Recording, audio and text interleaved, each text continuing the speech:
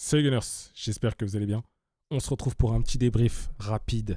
Victoire 2-0 Arsenal Bayer Leverkusen. Qualification en quart de finale de Ligue des Champions. On affrontera le Sporting, l'équipe qu'on connaît bien. Parfois ça s'est bien passé, parfois un peu moins. On aura l'occasion évidemment d'en parler. On fera une vidéo avant match. Je trouverai un mec qui est fan du Sporting. Je ne sais pas encore comment je vais faire ça, mais je vais trouver. Et puis ben voilà, aujourd'hui donc on arrive à se défaire de cette équipe du Bayer Leverkusen, donc c'est cool. On va en parler tranquillement. Une petite intro et on est parti.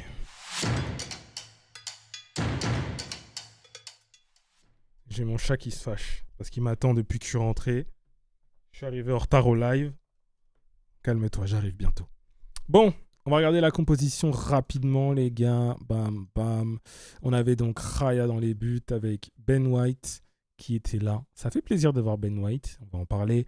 Saliba Gabriel. Je sais, j'arrive, mon fils. Hincapié. Milieu de terrain, Rice, Zubimendi, Eze. On va en parler aussi. Et devant, Saka, Gyökeres et Trossard. Donc c'est bien, on a fait quand même pas mal tourner. Donc ça, c'était intéressant. On fait... J'aime pas quand ça fait ça. On fait un début de match. Au début du match, je me dis, oula, qu'est-ce qu'ils sont en train de nous pondre là. Je vois Leverkusen, ils ont le ballon et tout. J'ai dit non, vous allez pas me faire ça. Par contre, ça va me fâcher, votre histoire là. Et puis en fait, non. Ça a été une maîtrise de la part d'Arsenal. C'est-à-dire que on leur a laissé le ballon. Vous voulez le ballon? Prenez le ballon, il n'y a pas de problème, vous allez voir. Et j'ai trouvé que au fur et à mesure de la première période, on a commencé à être de plus en plus intéressant, de plus en plus dangereux.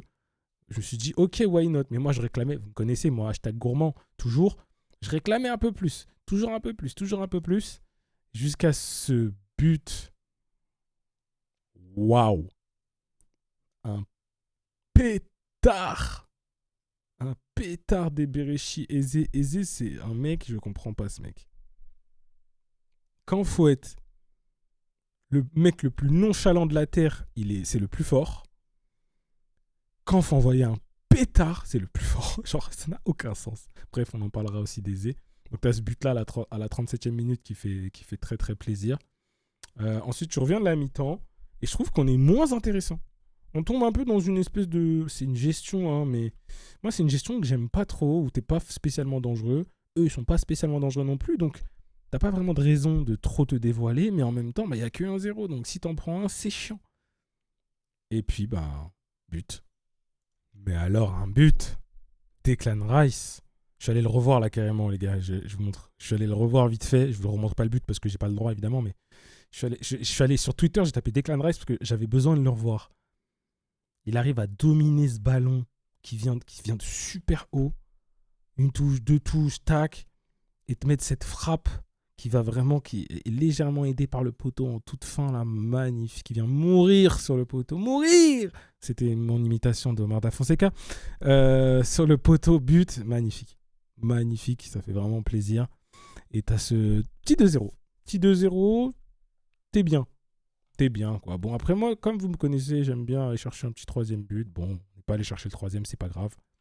Job is done. C'est le plus important. Dans une maîtrise totale, ils n'ont pas été si dangereux que ça, le Bayer. Au final, Arsenal est toujours invaincu en Ligue des Champions pour l'instant. 3 défaites sur l'entièreté en toute compétition confondue. Que ça continue. Et dimanche, Carabao, finale. Bon. Voilà. Ceci étant dit, on va pouvoir faire un petit focus joueur par joueur, comme d'hab, vous connaissez les bails. David Raya, merci beaucoup parce que putain, quel arrêt. Hein. Il nous fait un arrêt, je sais plus c'est à quelle minute. Magnifique, splendide. Heureusement qu'il est là pour ça. Et c'est vraiment un top gardien. Dommage qu'il ne fait pas 5-10 cm de plus. Quoique, peut-être que plus grand, il serait moins. Ah non, je sais pas. Mais à part ça, il est parfait. Et le tatouage qu'il a là, c'est une victoire de Brentford contre nous, là, je crois. Là. J'aime pas ce tatouage-là. On va me détatouer ça. Au niveau de la défense, on va parler de Ben White, les gars. Ben White, je pense qu'on était beaucoup à avoir une idée de lui. La dernière image qu'on avait de lui, où il était off-beat, off-tempo, off tout. Et là, pour un retour, c'était très bien, j'ai trouvé. Pour un retour. Il est capable de beaucoup plus et tout, bien sûr. Mais pour un retour, c'était bien. J'avais peur au début, mais non. Très, très bien. Notre charnière, Saliba Gabriel, rien à dire. Comme d'habitude, hein, la classique. Hincapié, excellent. Excellent, ce gars. C'est dingue d'être aussi... Il est juste dans tout ce qu'il fait. Retour défensif, tout. Il est fort. C'est un joueur qui est fort. On est vraiment bien de l'avoir, lui. Donc je suis content globalement de notre défense. Zubimendi, agréablement surpris. Zubimendi, sa deuxième période est meilleure que la première, je trouve, de mémoire. Et ça fait du bien de le voir. Je crois que c'est sa deuxième ou sa première. Sa première était pas trop mal aussi. Putain, je crois que j'ai un doute. Enfin, je crois pas que j'ai un doute. J'ai un doute. Je sais plus si c'est la première ou la deux. Il me semble que... Parce qu'il sort à la 70e. Sa première était intéressante. Et sa deuxième, j'ai trouvé encore mieux. Bref, en tout cas, il a été bon, quoi, aujourd'hui. On l'a vu, il a participé. Au tout début, on l'a pas trop vu. J'ai eu peur. J'ai vu Declan qui venait chercher des ballons entre mes centraux et tout. Je me suis dit, bon, Zubimendi, mon gars, bouge-toi un peu. Et non, le reste, c'était très, très bien dans les interceptions et tout. Pas d'erreur. Pas de problème sous pression. Parce que ça, c'est le truc qui m'énerve le plus. Aujourd'hui, c'était bien. Declan Rice, on a parlé du but. Est-ce qu'on a parlé du fait que... Je sais pas si je l'ai déjà dit sur cette chaîne, je pense pas, mais Declan Rice n'a pas coûté assez cher. Je l'ai dit vraiment un million de fois. Non, Declan Rice, c'est trop fort. Un coup, il est attaquant, un coup, il est ailier, un coup, il est défenseur, un coup, il est milieu, un coup, il est gardien, un coup, il est arbitre, un coup, il est coach.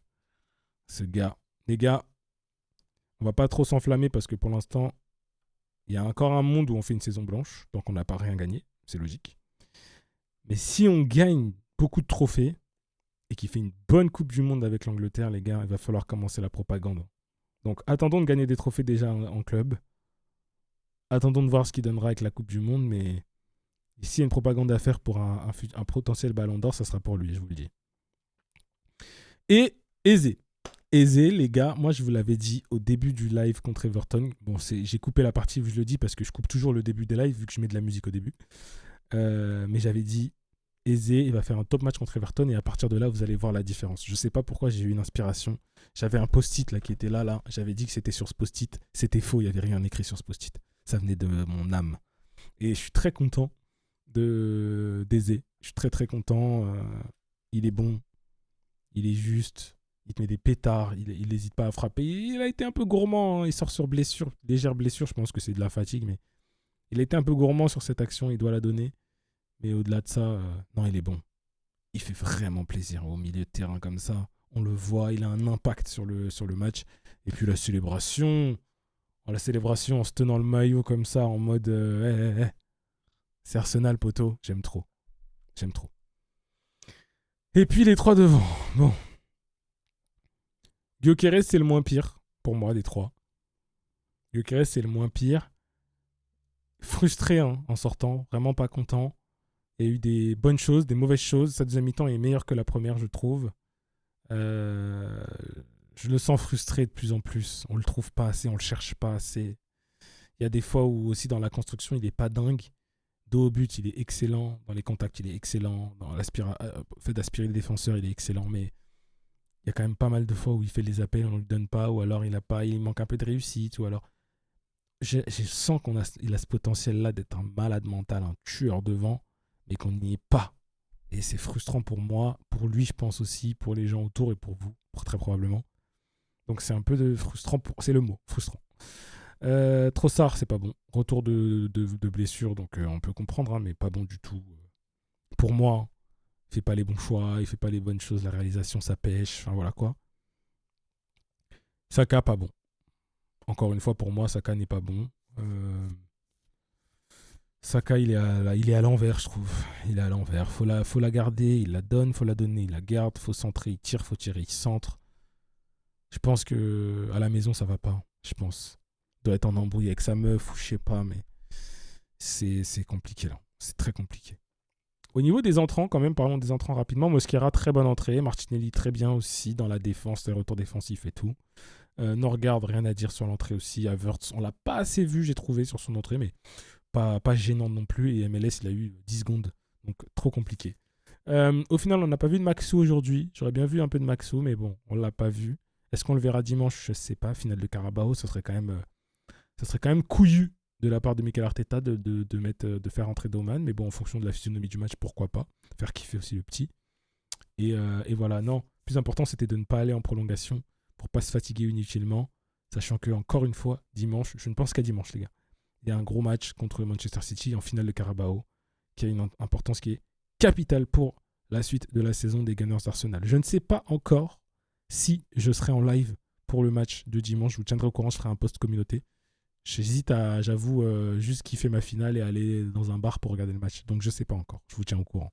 En tout cas, d'ici là, prenez soin de vous, faites attention à vous, ne faites pas de bêtises et je vous dis à la prochaine pour de nouvelles aventures.